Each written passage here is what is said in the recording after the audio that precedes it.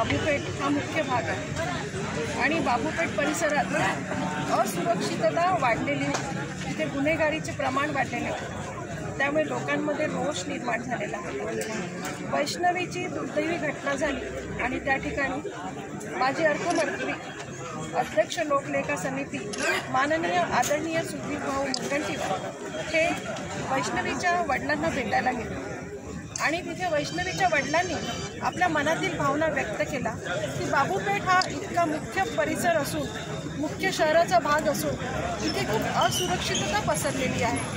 इथे सगळ्या लोकांना सुरक्षिततेची गरज आहे, इथे एका पोलीस चौकीची गरज आहे, पोलीस बीटची गरज आहे। माननीय माजी अर्थमंत्री सुधीरभाऊ मुनगंटीवार यांनी लगेचच SP साहेबांना सूचना दिल्या, तसेच महानगरपालिकेला जागा देण्यासाठी सूचना दिल्या आणि लगेचच ही पोलीस चौकी अवघ्या 15 दिवसात उभारली गेली।